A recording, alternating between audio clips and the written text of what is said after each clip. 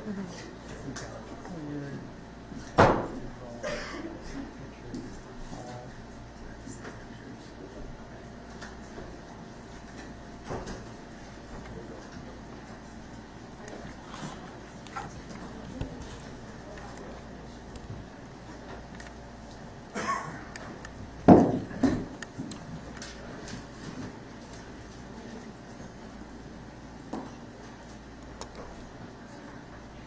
good? Good afternoon, everybody. We're having this news conference today to announce the arrest of two people directly responsible for the fatal shooting of Julian Keel on June 2nd, 2024. Ironically, this announcement comes 4 months, just 2 days shy of Juju's 17th birthday. He was 16 years old when he was taken from us. Joining us today is Juju's mother, Adrienne Lake Watson. 4 months ago, I stood in your living room and I talked to you and your husband, and I explained to you how this investigation was going to happen. And I promised you we would clear this case and we would arrest those responsible for Juju's killing, and that's happened. I thank you for sticking beside us. 4 months is a long time, and having faith in our investigators. I know they stayed in this constant communication with you, but also you inspired us. You were brave, just courageous, very outspoken about gun violence, and outspoken about being a silent witness. And it mattered. Now I'd like to provide some information to you about the two people who have been charged in this murder investigation. In Sumter County early this morning, members of the U.S. Marshal Service, Carolina's Regional Fugitive Task Force, and which we also participate in. We have an officer that's embedded in that task force. They worked along with the Sumter County Sheriff's Office and arrested 20-year-old Tony Wilson. That's Tony, T-O-N-I-E, Wilson. He's being charged with murder, possession of a weapon during a violent crime, and breach of peace of a high and aggravated nature. The second suspect is a 16-year-old juvenile. He was arrested in the Gaston area of Lexington just a few hours ago. He faces the same charges plus possession of a firearm under 18. At the time of the shooting, he was on supervised release and was wearing an ankle monitor for a previously charged motor vehicle theft. Before I recap the case, I'd like to thank our officers and our investigators and our support staff. They put their heart and soul into this case, just like they do every case. 50 plus interviews, 10 plus search warrants, and 1,000 work hours. I've said this before, and it's worth repeating. Our officers are their moms and dads, brothers and sisters, aunts and uncles. This stuff is personal, and it matters. And it showed in this case, just like it does in all cases. I thank all of you all. I know many of you are here. Thank you all for just the exceptional work. The other agencies that assisted us, especially these last couple of days, Calhoun County Sheriff's Office, Lexington County Sheriff's Office, and the Sumter County Sheriff's Office, and of course the State Law Enforcement Division. To recap the case, at approximately 12:30 a.m. on June 2nd, 2024, officers responded to a shots fired call at 1410 Colonial Life Boulevard. That evening, the venue, Rollout Wang's Egg Roll, was home to a high school graduation party attended by more than 100 people. One of those people was Juju and a friend. While responding to the location, our officers learned that at least one person had been hit by gunfire. During the initial investigation, our officers determined that two different groups exchanged gunfire in the parking lot of the venue. Among those groups arguing was Tony Wilson and a juvenile suspect, both on opposing sides. They were beefing and they were carrying guns and they went to a party. It's believed that both of the parties argued before the shooting. We maintain that Julian Juju was absolutely an innocent bystander in this when he was struck by gunfire. He was attempting to leave the party. And I'm going to repeat that. Julian Keel was not involved in any aspect of this incident other than being an innocent bystander. Wrong place at the wrong time. This case was what I originally described as forensically heavy, a lot of forensics. Our crime scene techs collected more than 50 spent shell casings at the scene. Our investigators have seized 4 different firearms during the course of this investigation, one that includes a .300 blackout assault style weapon that we believe to be the weapon that fired the fatal shot. The State Law Enforcement Division lab expedited and processed numerous pieces of evidence for us, including developing DNA profiles and latent prints related to the murder.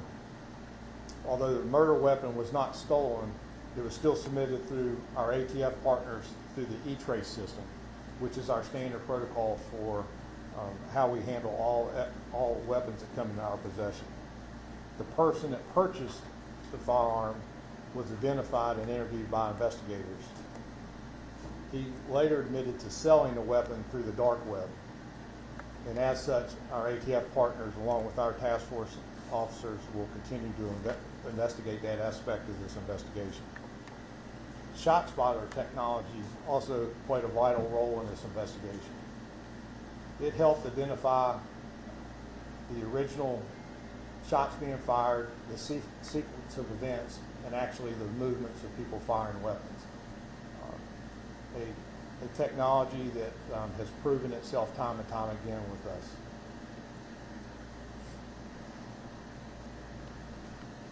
Early on, Crime Stopper tips were few and far between. However, we recently received some information that helped confirm and corroborate information that was developed by our investigators. We do anticipate some additional arrests in this investigation, so we continue to encourage anyone that has information to report, that they report that through Crime Stoppers. Oftentimes what we see when we make arrests, especially principals that are involved, oftentimes that gives people some additional courage they need to make some reports and provide information. We hope that happens here. In closing, this was one of 12 reported murders this year in our city. Today's arrest brings closure to Juju's killing, but it also represents all of our murders this year being solved. Also encouraging, the number of people struck by gunfire this year is down 42% in our city. This was a tragedy, a completely avoidable tragedy. We've got to continue to speak out against gun violence. We've got to continue to stay the course on our strategies and initiatives. And I'll say to our officers again, your work does not go unnoticed. This was an exceptionally hard case to investigate, and you saw it through. And to Mom, I'm glad that we've come this far this day, and we've still got some work to do. But thank you for again being with us throughout this investigation. I want you all to please respect her privacy. That took a lot of courage for her to be here today, but it was important for her to be here to hear this announcement. So I'll take a few questions. Chief, one question. You've obviously seen plenty of stories recently about legal modifications on weapons. Was there anything legally modified on the assault style rifle? There was not, except for weapons like this are high capacity, meaning they hold a lot of bullets, and they'll fire as quick as you can pull the trigger.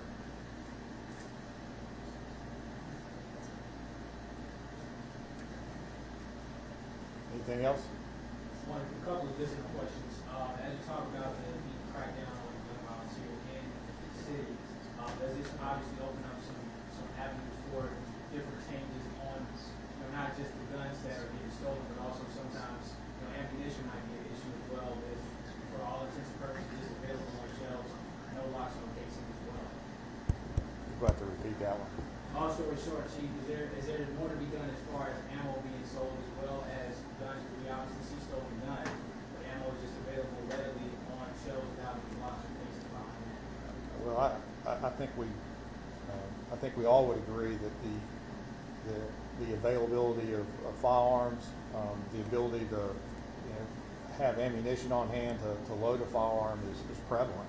I mean, we see that every day with the number of guns we seize, the number of rounds that we see fired at these gun crime scenes. So to me, it remains prevalent. It remains one of our very top priorities in the Midlands, not just here in Columbia, but throughout the Midlands in our state.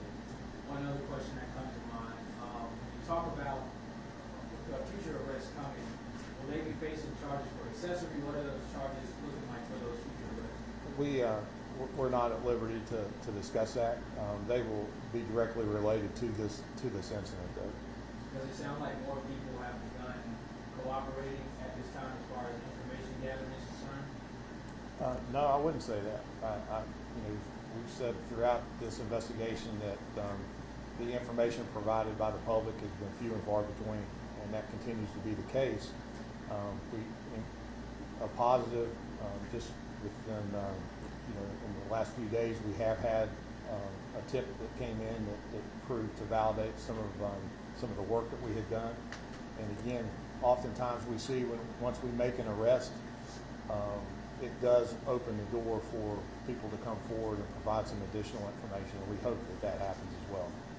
So you mentioned there were 4 firearms. Were any of the other ones stolen? No, they weren't. Can you expand on the tip? Was that an anonymous call that came in? It came through our tip line, and I'll just leave it at that.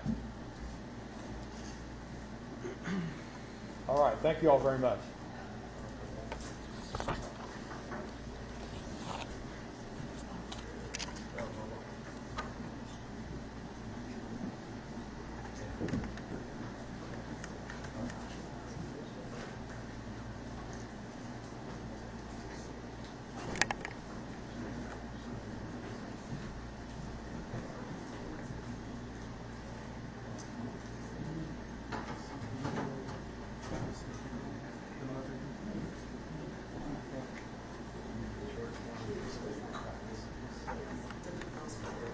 Don't take those without my permission. Delete